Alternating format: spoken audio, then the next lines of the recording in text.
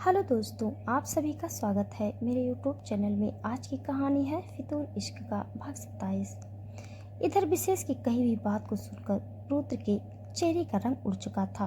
वो उसी पल पलटा और अपनी गाड़ी की ओर भागा और गाड़ी स्टार्ट करके तुरंत विशेष से मिलने के लिए निकल गया।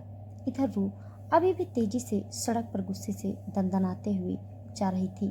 उसकी आंखों में इस वक्त बेहिसाब गुस्सा था अधिराज के लिए। दिमाग उससे लड़ना चाहता था और दिल बेसब्री से उसे देखना चाहता था।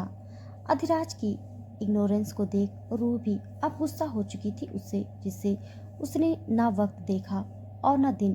तुरंत अधिराज को मिलने भागी। सड़क पर चलते हुए ही उसने टैक्सी रोकी और उसमें बैठ गई। बैठते ही ड्राइवर ने पूछा, मैडम कहाँ जाना है? ये सुनकर रूह की आंखें ड्राइवर की ओर उठी। वो तो जानती ही नहीं थी कि अधिराज इस वक्त कहाँ है। इसमें वो कैसे उससे बात करेगी। गुस्से गुस्से में वो निकल गई थी उससे बात करने। ये ख्याल आते ही रूह को अब की बार खुद पर गुस्सा आया। रूह को कुछ ना बोलता हुआ देखकर ड्राइवर फिर से बोला, मैडम बोलिए, मेरे को लेट हो रहा है, आपको कहाँ जाना है? उसकी आवाज़ से रूह अपनी सेंस में आती हुई हड़बड़ाकर बोली, जी जी 1 मिनट, बस एक कॉल लगा लेती हूँ, फिर बताती हूँ किस ओर जाना है। इतना बोलकर वो कुछ सोची। वो जानती थी अधिराज को। वो जब भी किसी बिजनेस ट्रिप से वापस आता था तब उस दिन कोई और मीटिंग नहीं करता था। या तो वो सिर्फ ऑफिस आता था या फिर अपने मेंशन चला जाता था रेस्ट करने के लिए। ये सोचते ही रूह के चेहरे पर चमक आ गई। वो तुरंत अधिराज के मेंशन पर कॉल लगाई, जिसे रिसीव किया अधिराज के सर्वेंट ने। हेलो, मैं रूह बोल रही हूँ, क्या अधिराज घर पर हैं? मुझे उसे ज़रूरी फाइल देनी है। दूसरी ओर से ये सुनकर सर्वेंट बोला, जी मैम, वो घर पर ही हैं। ये सुनते ही रूह बोल उठी, थैंक यू। इतना बोलकर वो ड्राइवर को अधिराज के मेंशन का एड्रेस दे दी। ड्राइवर टैक्सी भगा दिया उस ओर। रूह नाक फुलाती हुई लंबी सांस खींचती हुई खुद में बोली, अब देखती हूँ कैसे तुम मुझे इग्नोर करते हो। बहुत कर ली अपनी मनमानी। तुम जिद्दी हो तो मैं भी महाजिद्दी हूँ। अपनी बात तुम्हें बताए बिना मैं आज अपने घर नहीं जाऊंगी। तुम्हें मेरी बात सुननी होगी, समझे मिस्टर अकड़ू? अधिराज सिंघानिया। इधर अधिराज शावर लेके निकल चुका था और एक ब्लैक फॉर्मल शर्ट पैंट में तैयार होकर नीचे आया और सामने लगा बड़ा टीवी ऑन किया, जिसमें इस वक्त बहुत बड़ी न्यूज़ दिखाई जा रही थी। बिजनेस वर्ल्ड से रिलेटेड राय ग्रुप से नकली माल का हुआ पर्दाफाश।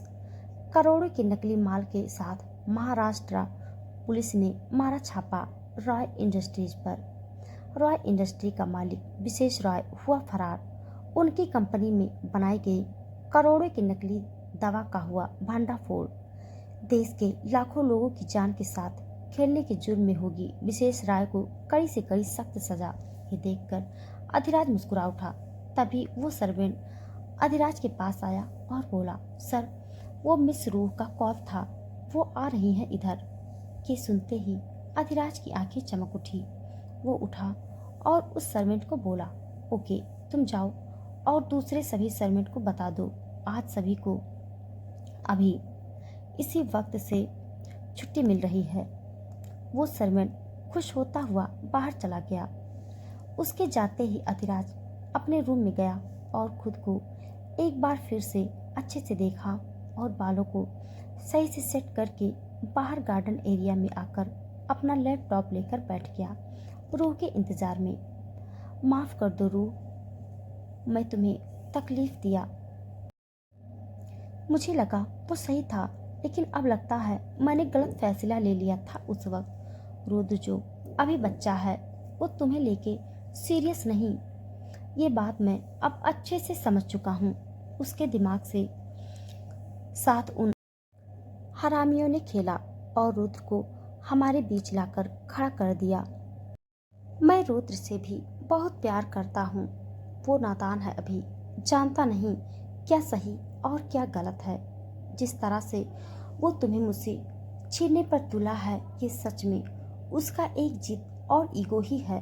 अगर वो सच में तुम्हें प्यार करता होता तो वो शायद देख पाता कि तुम उससे प्यार नहीं करती। लेकिन कोई बात नहीं, अब मैं सब ठीक करूँगा। अब मुझे दिखाना ही होगा कि मैं यूं ही अधरा सिंघानिया नहीं बना हूँ। इंतज़ार है तुम्हारा मेरी जान। मुझे यकीन है मेरे प्यार पर तुम ज़रूर मेरी बात को समझोगी और मुझे माफ़ करोगी। खुद में सोचता हुआ वो मुस्कुरा उठा। कुछ देर बीती कि उसके मेन गेट से रूह अंदर आते हुए दिखी, जो इस वक्त बेहद गुस्से में थी। वो उतने सारे दिनों के बाद देखते ही अधिराज के दिल की धड़कन बढ़ने लगी। इसकी आंखें रूह पर स्थिर हो गई। वो अपनी जगह से उठ खड़ा हो गया। रूह गुस्से से दंदनाती हुई उसके सामने आकर रुकी। तेज तेज चलने से उसकी सांसें, उसका सीना तेजी से ऊपर नीचे हो रहा था। गुस्से से उसका पूरा फेस हल्का लाल हो चुका था। फेस पर हल्का पसीना भी चमक रहा था।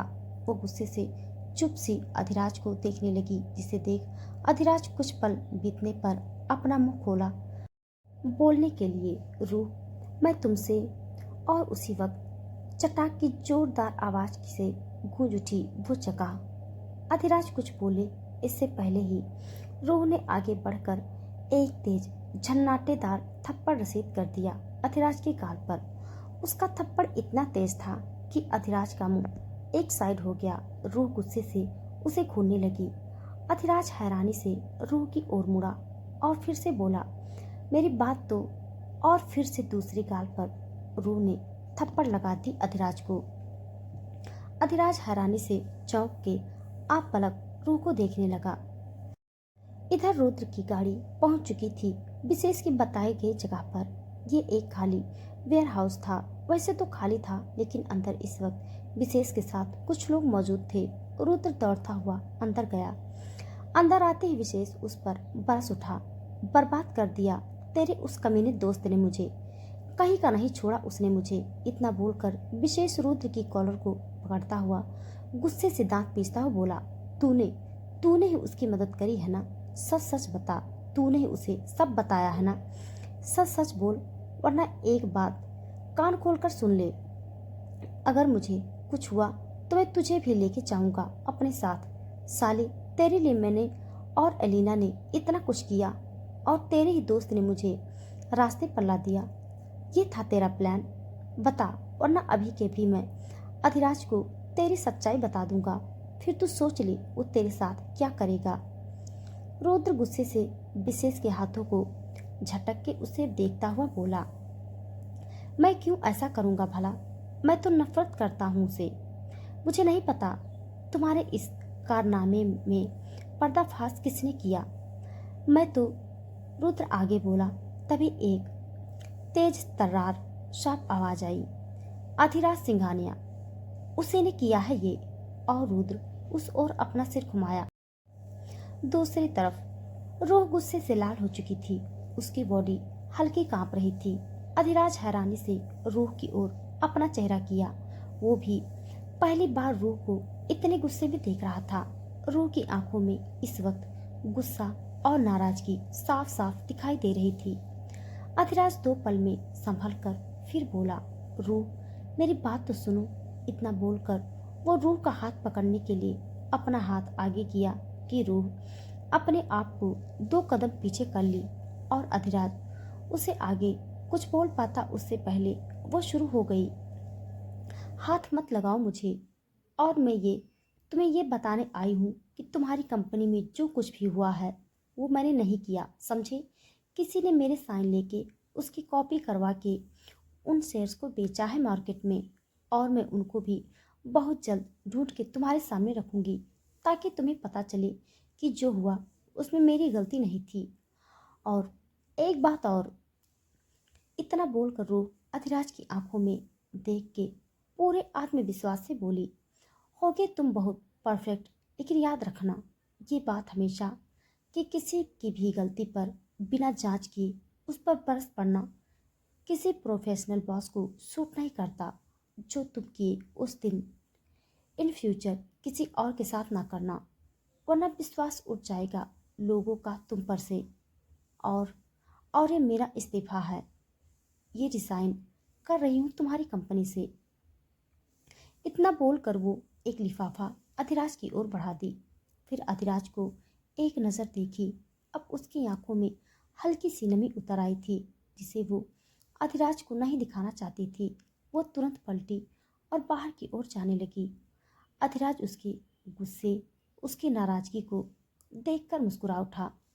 वो फट से रूह के पीछे हुआ और उसे पीछे से कमर से पकड़ लिया। रूह को तो इसकी उम्मीद ही नहीं थी। वो चौंकती हुई अधिराज की कलाई पर अपना हाथ रख के उसके हाथ को दूर करने की कोशिश करती हुई बोली, ये क्या हरकत है, छोड़ो मुझे। मैंने कहा छोड़ो मुझे। गुस्से से अधिराज के हाथ पर मारती हुई रूह बोल पड़ी। अधिराज उसे अपनी ओर खींचा। रूह की पीठ अधिराज के सीने से टकरा गई। अधिराज पीछे से ही उसे खुद करीब करता हुआ और मजबूती से पकड़ के रूह के कंधे पर अपना ठोड़ी टिकाते हुए बोला, नहीं छोड़ूंगा, क्या कर लोगी तुम। उसकी ये बात सुनते ही रूह को बहुत गुस्सा आया। वो बहुत नाराज थी अधिराज से, जो कुछ भी वो किया था उस सब से, जिस वजह से अभी वो अधिराज की कोई भी बात सुनने के मूड में नहीं थी। वो गुस्से से अधिराज के पेट पर कोहनी मारी, जिससे अधिराज के हाथों की पकड़ थोड़ी ढीली हो गई। इसी का फायदा उठा के रूह उसके सामने पलटी और एक बार फिर से अपना हाथ उठाया अधिराज की ओर। अधिराज उसके हाथ को बीच में पकड़ लिया और उसे अपने करीब खींचकर तेजी से रूह अधिराज के सीने से जा टकराई। दोनों के चेहरे के बीच थोड़ा सा ही फासला था। इस वक्त रूह के हाथ को हवा में पकड़े ही अधिराज अब की बार उसे शांत सर्द औरा में रूह की आंखों में आंखें डालता हुआ बोला, बस अब ये चीज ना करो। मेरी गलती की सजा के 2 थप्पड़ में खा चुका हूँ, अब फिर से वही चीज ना करो। रूह अधिराज को सीने पर एक हाथ से धक्का देती हुई बोली, लीव माई हैंड। अधिराज उसके लाल हुए चेहरे को, उसकी नाराजगी को देख के मुस्कुरा उठा। उसे हंसते हुए देखकर रूह को और ज्यादा गुस्सा आया। वो अधिराज को उंगली पॉइंट करती हुई बोली, तुम हंस रहे हो, तुम्हें हंसी आ रही है। इतना सब करने के बाद भी तुम मेरे सामने यूं हंस रहे हो। वाह, क्या इंसान हो तुम। सच कह रहा था रुद्र, तुम्हें किसी के फीलिंग्स की, किसी के कोई फिक्र नहीं। तुम्हें बस अपनी ही पड़ी है, तुम सिर्फ अपने। रूह की इतनी बात सुनकर वो आगे कुछ बोलती, इससे पहले अधिराज उसे अपने नजदीक खींचता हुआ अब की बात थोड़े गुस्से में बोला, मैंने जो किया सब तुम्हें और इस कंपनी को सेफ रखने के लिए ही किया है, तो आइंदा से मेरी नियत पर या मुझ पर सवाल करने से पहले सोच के बोलना। मैं, वाह क्या खूब। रूह ताली बजाते हुए अधिराज से दूर होती हुई दर्द से बोली, बहुत अच्छे मिस्टर सिंघानिया। दूसरों को उल्लू बनाना तो कोई आपसे सीखे। मुझे यकीन नहीं हो रहा है खुद पर कि मैंने आपके जैसे झूठे इंसान से प्यार किया। अब तो शर्म आती है खुद पर कि मैंने आप जैसे इंसान से प्यार करने की बहुत बड़ी गलती कर दी। ये सुनते ही अधिराज तेज आवाज में रूह की ओर आता हुआ, रूह। रूह हल्के दर्द से मुस्कुराते हुए, हाँ अधिराज, मुझे शर्म आ रही है कि मैंने तुम्हें दिल दिया, जिसे किसी की कोई फिक्र ही नहीं, जिसे सिर्फ अपने पैसे और अपने पावर से ही प्यार है। अब समझ आ रहा है रुद्र सही कह रहा था, मैं तो बस तुम्हारा कुछ दिनों का एंटरटेनमेंट थी। अधिराज ये सुनकर गुस्से से रूह की बाह पकड़कर उस पर दबाव डालते हुए बोला, चुप करो, एकदम चुप। बंद करो अपनी ये बकवास। तुम्हें मैंने अपने दिल से सच्चा प्यार किया है। मेरे लिए अगर इस दुनिया में कोई सबसे ज्यादा जरूरी है तो वो तुम हो, उसके बाद मेरी कंपनी और पैसा। और किसने कहा मुझे तुम्हारी फिक्र नहीं, चलो मेरे साथ। इतना बोलकर वो रूह को मिंसन के अंदर ले जाने लगा। गुस्से से उसकी पकड़ बहुत सख्त हो गई थी, जिस वजह से रूह को दर्द होने लगा था। उसकी आंखों में आंसू थे। इस वक्त उसने अपने दिल पर सारा गुस्सा उतार दिया था अधिराज पर, जिस वजह से उसकी आंखों में आंसू आ चुके थे। वो अधिराज के हाथों पर अपने हाथ रखती हुई बोली जा रही थी। अधिराज, हाथ छोड़ो, मेरा दर्द हो रहा है मुझे। अधिराज, मेरा हाथ छोड़ो। लेकिन अधिराज आज बहुत दिनों के बाद फिर से गुस्सा हो उठा था, जैसा वो पहले होता था। वो न रुका न रूह पर अपनी पकड़ ढीली किया। तेज तेज कदमों से वो रूह को लेके अपने सीक्रेट प्लेस पर आ गया था और उस सीक्रेट प्लेस को देखकर रूह भी चीखती बंद होकर सब और देखने लगी हैरानी से। और अधिराज गुस्से से रूह के हाथ को छोड़कर रूह के सामने कुछ पेपर्स फेंका और फिर लैपटॉप की स्क्रीन रूह की ओर करके बोला, देखो ये सब, उसके बाद तुम तय करना कि क्या सही और क्या गलत। रूह हैरानी से पहले उन पेपर्स पर नजर डाली और फिर लैपटॉप की स्क्रीन पर दूसरी तरफ। एलिना रुद्र को देखती हुई उसके सामने आकर रुकी। रुद्र उसे देखकर एक पल गुस्सा हो उठा। उसके गुस्से के भाव देख एलिना मुस्कुरा के बोली, वक्त भी क्या खेल खेलता है ना। एक वक्त था जब तुम मेरे अगेंस्ट थे और आज देखो हम सब एक ही नाव पर हैं। बहुत अच्छा लगा ये देखकर कि देर से ही सही तुमने सही अकल तो आई। रुद्र कुछ बोलने जा रहा था, तभी विशेष बीच में आकर गुस्से से बोला, ये सब छोड़ो, अब ये बताओ अब क्या करेंगे। वो अधिराज साला अपनी सारी कांटेक्ट लगा के महाराष्ट्र की पूरी पुलिस को लगा चुका है। तुम्हें कुछ भी करके उन्हें रोकना होगा, वरना वो एलिना मुंह में सिगार रख के बोली, शांत रॉय शांत। इतना बोलकर वो रुद्र की ओर पलटी और बोली, इसे वक्त में ये किस काम आएगा। अब इसकी बारी है हमारे लिए कुछ करने की। कुछ करके दिखाएगा, तभी तो आगे उसे उसकी असली मंजिल मिलेगी, है ना रुद्रांश चौहान। रुद्र असमंजस से एलिना की ओर देखता हुआ बोला, क्या मतलब है, समझा नहीं। एलिना ये सुनकर विशेष की ओर मुड़ के गुस्से से नफरत के साथ दांत पीसती हुई बोली, मतलब ये कि विशेष को बचाने और तुम्हें तुम्हारी रूह को दिलाने के लिए हमें एक चाल चलनी होगी। इतना बोलकर वो विशेष को देखकर टेढ़ी मुस्कुराई, फिर रुद्र की ओर पलट के बोली, जो मैं कहूँ वो करना होगा।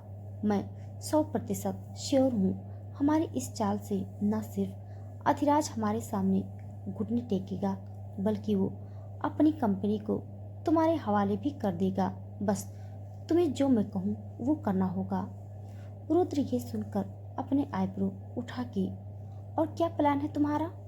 एलिना रुद्र को बहुत शांति से देखती हुई अपनी बात कही कुछ मिनट के अंदर, जिसे सुनने के बाद रुद्र उछलता हुआ गुस्से से, पागल हो क्या, दिमाग तो ठीक है तुम्हारा, मैं ऐसा काम नहीं करने वाला, समझी। अधिराज से निपटने के, विशेष को बचाने के और भी तरीके होंगे, मैं इसे वाहियात प्लान को फॉलो नहीं करूँगा। इतना बोलकर वो जाने लगा। ये देख विशेष गुस्से से आगे आते हुए बोला, क्या तुम रूह को अपनी बनाना नहीं चाहते। क्या तुम नहीं चाहते कि अधिराज की जगह पर तुम ओनर बनो उस कंपनी का। क्या तुम अधिराज को उसके अभिमान को तोड़ना नहीं चाहते। अगर आज तुम यहाँ से गए तो समझ लेना इनमें से कोई भी चीज़ तुम्हें अधिराज हासिल नहीं करने देगा। वो इतना चालाक और शातिर है कि तुम्हारी आंखों के सामने ही तुम्हारी रूह को ले जाएगा और तुम कुछ भी नहीं कर पाओगे, कुछ भी नहीं, समझे। विशेष की बात सुनकर रुद्र के पैर रुक गए। उसे रुकते हुए देखकर अब एलिना बोली, रुद्र दिमाग से काम लो, मैं जो भी कही वो सब हमारा प्लान है अधिराज को ट्रैप करने का। एक बार वो हमारे सामने झुक जाए फिर तुम्हें कुछ करने की जरूरत नहीं होगी, बात समझो और पागल ना बनो, दिल से नहीं अधिराज की तरह दिमाग से काम लो। रुद्र एलिना की ओर पलटा और एलिना अपना सिर हिला के आंख झपका दी। फिर विशेष ने भी अपनी जहरीली बातों से रुद्र को मना ही लिया, एलिना के प्लान का हिस्सा बना ही दिया और तीनों इसी वेयर हाउस में अंदर की ओर बढ़ गए। उधर रूह की आंखें हैरानी से फैल चुकी थी। सब देख के उसके चेहरे पर हैरानी के भाव जा ही नहीं रहे थे। सब देख लेने के बाद वो धीरे से अपनी नजर अधिराज की ओर करी। अधिराज उसे देखता हुआ अपना सिर हिला के बोला, ये सब सच है, ये सब एलिना विशेष का किया धरा है और रुद्र उनकी बातों में बुरी तरह से फंस चुका है, जिस वजह से वो मुझे अपना दुश्मन मानने लगा है। और मैं ये बात भी जानता हूँ कि तुमने वो गलती नहीं की। मुझे खुद से ज्यादा भरोसा है तुम पर। उस दिन मैंने तुम्हें सबके सामने इसीलिए डांटा ताकि जो लोग मेरी कंपनी में घुस के ये सब गलत चीजें कर रहे हैं उन्हें शक न हो। उनकी वजह से मुझे तुम्हें रुलाना पड़ा, उनकी वजह से मुझे तुम्हें छोड़ के दूर जाना पड़ा। उसके लिए मैं खुद को कभी माफ नहीं कर पाऊंगा रूह। आई एम सॉरी जो हुआ उसके लिए। आई एम वेरी सॉरी जान। इतना बोलकर वो रूह को नम आंखों से देखा। रूह अधिराज की बात सुनकर अपनी आंखों में आए आंसू को पोंछा और उसी वक्त तेजी से अधिराज की ओर दौड़ी और अधिराज के सीने से लग गई। रूह ने अपने हाथ अधिराज के कमर की ओर लपेट लिए और रोने लगी फूट फूट कर। अधिराज नम आंखों से मुस्कुराता हुआ उसके सिर को सहलाता हुआ बोला, सॉरी जान, मैंने अपने इन कानों की वजह से तुम्हें दुख पहुंचाया, मुझे माफ कर दो। तुम जो सजा दोगी वो मंजूर है मुझे, बस तुम मुझसे दूर न जाओ। तुमने वादा किया है, मुझे याद है ना। रूह अधिराज के सामने रोती हुई सुबकती हुई सिर हिला के बोली, आई एम सॉरी, मैं बिना सोचे समझे तुम्हें इतना कुछ कह दी, मुझे माफ कर दो अधि। मैं ये जानकर खुश हूँ कि तुम्हें मुझ पर भरोसा है। अधिराज रूह के फेस को अपने हाथों में भरकर पूरे शिद्दत और प्यार से बोला, खुद से ज्यादा ट्रस्ट करता हूँ मैं तुम पर, तो तुम पर शक करने का सवाल ही पैदा नहीं होता। बस दुखी हूँ कि इन सब झमेलों की वजह से तुम्हें हर्ट कर दिया मैं। उसके लिए मैं वो आगे बोलता उससे पहले ही उसके होठ पर रूह ने अपने होठ रख दिए और अपनी आंखें बंद कर ली। अधिराज उसके सॉफ्ट टच से रूह को अपने करीब किया और रूह को पैसेंटली किस किया होठों पर। उस प्यारी सी लिप किस से दोनों के दिल तेज से भागने लगे। छोटी सी किस के बाद अधिराज रूह से थोड़ा दूर हुआ। रूह शर्म से अपनी नजरें उठा नहीं पा रही थी। अधिराज एक हाथ की उंगली से रूह की ठुड्डी को पकड़कर ऊंचा किया और दूसरे हाथ की उंगली से रूह की आंखों के आंसू को पोंछता हुआ बोला, ये आंसू पसंद नहीं मुझे तुम्हारी आंखों में। उन्हें बोलो कि बेवजह आया ना करे इन खूबसूरत आंखों में। इन आंखों में चमक देखना चाहता हूँ मैं, जो तुम्हें सबसे अलग बनाती है। बोलो, दोगी ना मेरा साथ? उन लोगों को उनके असली ससुराल भेजने में और रुद्र को सही रास्ते पर लाने के लिए मुझे तुम्हारी हेल्प चाहिए, तुम्हारा साथ चाहिए। दोगी ना मुझे अपना साथ? रूह हल्का मुस्कुरा के बोली, मैं तो हमेशा से तुम्हारे साथ ही हूँ अधि। सुख हो या दुख, खुशी हो या गम, ये रूह ठाकुर हमेशा अधिराज के साथ खड़ी रहेगी। ये सुनकर अधिराज प्यार से रूह को देखता हुआ बोला, आई मिस यू यार, I miss you so much. इतना बोलकर वो रूह को अपने सीने से लगा लिया। रूह अपना हाथ अधिराज की पीठ पर रख के मुस्कुराते हुए बोली, मैंने भी बहुत मिस किया है तुम्हें अधिराज। और अधिराज रूह को अपने सीने से लगा के ऐसे ही खड़ा रहा कुछ देर तक। दोनों यूं ही बीते दिनों की दूरी को मिटाने के लिए एक दूसरे को गले लगा के एक दूसरे को महसूस करने लगे। कुछ देर बाद अधिराज रूह का हाथ पकड़कर उसे बाहर ले आया और हॉल में बैठ के उसे आगे का प्लान बताने के लिए शेन से कॉन्फ्रेंस कॉल लगा लिया। यस अधिराज, शेन, तुम्हारा कहा हुआ तीर सही निशाने पर लग चुका है। अब जो भी करना है वो जल्दी करना होगा, क्योंकि विशेष एलिना बेसब्र होंगे किसी भी कीमत पर मुझे झुकाने के लिए। ये सुनकर शेन बोला, हाँ सही बोले तुम, हमारा प्लान यही है। उन्हें जो करना है वो तो होने दो। उन्हें लगना चाहिए कि उनका प्लान एकदम सही जा रहा है। ये सुनकर अधिराज रूह की ओर देखा और फिर शेन की ओर मुड़ के थोड़े परेशानी से बोला, लेकिन जिस तरह के वो इंसान हैं, दोनों खासकर अलीना, वो इस वक्त घायल लोमड़ी की तरह मुझे बर्बाद करने पर तुली हुई है। मुझे डर है कि वो अपने बदले की आग में कुछ बुरा न करे मेरे किसी अपने के साथ। इतना बोलकर वो रूह के और देखा। रूह अधिराज का हाथ पर अपना हाथ रख दी। सामने से लैपटॉप की स्क्रीन से शेन रूह की ओर देख के बोला, उसकी फिक्र ना करो, मैं इसे कुछ नहीं होने दूंगा। तुम्हें मुझ पर विश्वास है ना? अधिराज ये सुनकर शेन की ओर देखकर बोला, पूरा विश्वास है तुझ पर शेन। ये सुनकर शेन मुस्कुरा के बोला, बस तो फिर जो मैं कहूँ वैसे कर। इतना बोलकर वो अधिराज को अपना आगे का फाइनल प्लान बताया। एलिना विशेष को हमेशा के लिए अपनी लाइफ से निकालने और जेल में चलने के लिए भेजने के लिए। जिसे सुनकर अधिराज की आंखों में चमक तो थी लेकिन फिक्र भी थी। वो रूह की ओर देखा। रूह उसे इस तरह देखकर अधिराज के हाथ को अच्छे से मजबूती से थामकर बोली, वो सही कह रहे हैं। अगर इन सब मुसीबतों का हल इसी तरह से निकलता है तो उसे मानने में कोई बुराई नहीं है। लेकिन रूह, तुम्हें कुछ कुछ नहीं होगा। रुद्र पागल, गुस्सैल, अकड़ू जिद्दी ज़रूर है, लेकिन इतने दिन में मैं उसे इतना तो जान गई हूँ कि वो मुझे नुकसान नहीं पहुँचाएगा, कभी भी नहीं। इतना भरोसा है मुझे तुम्हारे भाई पर। ये सुनकर अधिराज लंबी सांस लिया और सर हिला दिया। फिर शेन की ओर मुड़ के बोला, ठीक है, लेकिन एक बात अच्छे से बता दो अपने सब लोगों को, एक पल के लिए भी रूह पर से नज़र नहीं हटनी चाहिए। और अगर कुछ ज़्यादा गलत लगे तो फौरन हमारे प्लान बी को एग्जीक्यूट करें। मैं उन कमीनों के लिए रूह को खतरे में नहीं डाल सकता। शेन बोला, ऐसा ही होगा।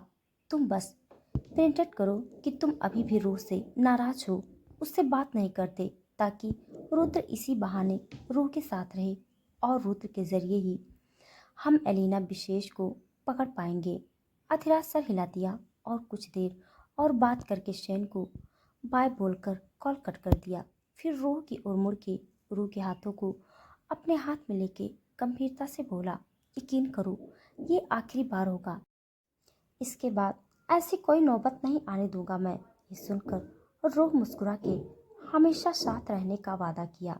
जब भी ज़रूरत होगी मैं खड़ी रहूंगी तुम्हारे हर कदम के साथ। ऐसा बोलकर तुम शर्मिंदा ना करो, फिक्र न करो, सब ठीक होगा। और वो दोनों जेल की सलाखों के पीछे होंगे। अधिराज ये सुनकर रूह के गले लग गया। रूह मुस्कुरा के उसके पीठ पर हाथ रख दी। कुछ देर बाद अधिराज रूह को उसके घर पर छोड़ाया और उसे प्यारी सी किस दे के कल के लिए तैयार रहने के लिए बोलकर घर आया और फिर से अपने सीक्रेट प्लेस की ओर बढ़ गया।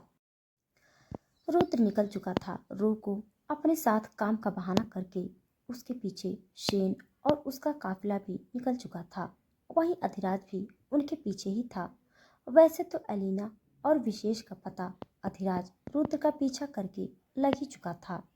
शेन के लोगों ने उसे बता दिया था कि एलिना फर्नांडीज और विशेष राय बीते 2 दिनों से मुंबई के बाहर के इंडस्ट्री एरिया में और एक खाली वेयर हाउस में छुप कर बैठे हैं। अधिराज चाहता तो उन्हें वहां से पकड़वा सकता था, लेकिन वो रुद्र को उनकी असलियत दिखाना चाहता था, रुद्र के सामने ही। साथ ही वो एलिना और विशेष के मुंह से उनके अभी तक के सब क्राइम कन्फर्स करवाना चाहता था, ताकि पिछली बार की तरह एलिना किसी भी तरह के जेल से छूटने ना पाए। इसी वजह से वो रूह को रुद्र के साथ जाने के लिए राजी हुआ, वरना वो भी जानता था उनका ये कदम रूह के लिए खतरनाक भी साबित हो सकता है। लेकिन इस प्लान के साथ ही अधिराज ने साफ कह दिया था कि अगर रूह पर जरा से भी खतरा बढ़ता दिखे तो फौरन एलिना विशेष को पकड़ लिया जाए। रुद्र मिरर व्यू से पीछे की ओर देखता हुआ तेज गति से गाड़ी ड्राइव करके आखिर वेयर हाउस तक आ ही पहुंचा। इसे पूरे रास्ते वो रूह से न ज़्यादा बात किया और न ही रूह की बातों का कोई जवाब दिया, वरना आम दिनों में रुद्र का मुंह बंद नहीं होता था। उसके इस बदले हुए अंदाज को देखकर रूह अब पूरी तरह से समझ गई थी कि अधिराज एकदम सही था। ये नादान लड़का सच में अपने होश खो बैठा है। इन सब में रूह को रुद्र के इस अजीब बिहेवियर से घबराहट भी हो रही थी, लेकिन उसे दिल के किसी कोने में यकीन था कि रुद्र कभी उसे हर्ट नहीं कर सकता। भले इस वक्त वो एलिना की ओर था, लेकिन दिल से वो अभी भी नादान बच्चा ही था जिसे एलिना जैसी लोमड़ी ने फंसा लिया था। रूह के हाथ आपस में भिजे थे। बाहर की ओर जगह देख के डर के उससे सिर पर दो बूंदें आ गई पसीने की। वो रुद्र की ओर मुड़ के बोली, रुद्र, ये तो मिस्टर वालिया की ऑफिस नहीं लगती। ये हम वो अभी बोलती इससे पहले ही रूह की ओर का दरवाज़ा तेजी से खुला और उधर से विशेष रूह की बाहों को पकड़कर जबरदस्ती उसे बाहर खींचता हुआ चिल्ला उठा तेज आवाज में, सही लगा, ये हमारा ठिकाना है और तू इधर लाई गई है। इतना बोलकर वो रूह को जबरदस्ती अपने साथ अंदर की ओर ले जाने लगा। रूह हैरानी से रुद्र को आवाज लगाती हुई, रुद्र, रुद्र, तुम वहाँ क्या कर रहे हो? आह, छोड़ो, मैंने कहा छोड़ो। रुद्र, देखो, ये मेरे साथ जबरदस्ती कर रहा। रुद्र, सुन रहे हो तुम? रुद्र। रूह तेज आवाज में रुद्र को पुकारती हुई उसे बुलाने लगी, लेकिन रुद्र कस से अपने दोनों हाथ स्टीयरिंग पर रख के आंखें मिच के बैठा रहा। रूह को इस तरह से ले जाते देख उसे जरा सा भी अच्छा नहीं लग रहा था, लेकिन इस वक्त वो कुछ नहीं कर सकता था, जिस वजह से इरिटेशन होने लगी थी। इधर विशेष रूह को कस के बाह से पकड़ के अंदर की ओर घसीटता ले आया। रूह चीखती चिल्लाती उसे छोड़ने के लिए कहती हुई उसे हाथ पर मार रही थी, लेकिन विशेष पर इसका कुछ खास असर नहीं हुआ। वो रूह को बुरी तरह से खींच के वेयर हाउस के अंदर ले आया और उसे जमीन पर धक्का देता हुआ रूह को उंगली करके बेशर्मी से बोला, अब देखते हैं कैसे वो कमीना अधिराज नहीं आता इधर। ये सुनकर रूह खड़ी होती हुई गुस्से से चिल्ला उठी, कमीने इंसान तो तुम हो जो ये सब कर रहे हो, जाने दो मुझे वरना ठीक नहीं होगा। इतना बोलकर वो पलटी जाने के लिए तभी एक जोरदार थप्पड़ उसकी गाल पर पड़ा। वो एलिना थी। गुस्से से लाल हुई वो बेहद तेज का थप्पड़ रसीद दी थी रूह की गाल पर। रूह के कान सुन्न हो गए उसकी तेज थप्पड़ से। वो लड़खड़ा के एकदम से पीछे की ओर गिर गई। दर्द से उसका हाथ अपने गाल पर चला गया। इधर रुद्र कुछ देर बाद खुद को संयत करके अंदर की ओर बढ़ा। एलिना रूह को नफरत से घूरती हुई तेज आवाज में बोली, एक कदम भी आगे बढ़ाया तो देर नहीं लगेगी। मुझे तेरे पर काटने में तेरे अधिराज ने हमें इस तरह से बर्बाद किया, कहीं का नहीं छोड़ा। और तू तू चाहती है तुझे जाने दूं? वैसे भी तेरे साथ मेरा बदला अभी भी बाकी है। ये जो कुछ भी हमारे साथ हुआ उसकी कहीं ना कहीं तू भी जिम्मेदार है। बहुत प्यार करता है ना अधिराज सिंघानिया तुझे। अब देखती हूँ कैसे वो आता है यहाँ तुझे बचाने के लिए। उसे बर्बाद न किया तो मेरा नाम भी एलिना फर्नांडीज नहीं। एलिना की जहरीली बातें सुनकर रूह को भी बहुत गुस्सा आया। वो अपना दर्द भूल के गुस्से से एलिना को घूरती हुई उठी और एलिना को नफरत से देखती हुई बोली, बर्बाद तो तुम होगी और ही तुम्हारा साथी जिसने आज तक कई सारे लोगों की जान से खिलवाड़ किया और कई लोगों के पैसे ऐंठे हैं। अधिराज तुम में से किसी को भी नहीं छोड़ने वाला, समझी तुम जैसे नीच लोगों को तो पूरे शहर के सामने बुरी से बुरी सजा होनी चाहिए। तुम जैसे लोग इसी के लायक हो। वो आगे बोलने चाह ही रही थी कि उसकी बातें सुन एलिना फिर से आगे बढ़ी और अपना हाथ हवा में उठा के उसे मारने के लिए आगे करी और सब तक दूसरी झन्नातेदार था। रूह की दूसरी गाल पर थी। थप्पड़ इतनी तेज थी कि एलिना की पांचों उंगलियां रूह के गालों पर उभर आई थी। उसके तेज थप्पड़ से रूह की आंखों में आंसू आ गए। उसका चेहरा पूरा एक साइड हो गया। एलिना गुस्से से रूह के बालों को अपनी मुट्ठी में पकड़ ली। रूह के मुंह से दर्द की चीख निकल गई। आह! एलिना उसे बालों से पकड़ के खींच के ले जाने लगी। दर्द से रूह का हाथ एलिना के हाथों पर जा टिका अपने बाल छुड़वाने। एलिना 2-3 कदम बढ़ी कि रुद्र की तेज आवाज से वो रुक गई। Elina, stop! रुद्र तेज कदमों से रूह के पास आता है एलिना को दूर किया रूह से। रूह की आंखों में आंसू आ गए। रुद्र एलिना को गुस्से से घूर के, तुमने वादा किया था तुम रूह को नुकसान नहीं पहुंचाओगी।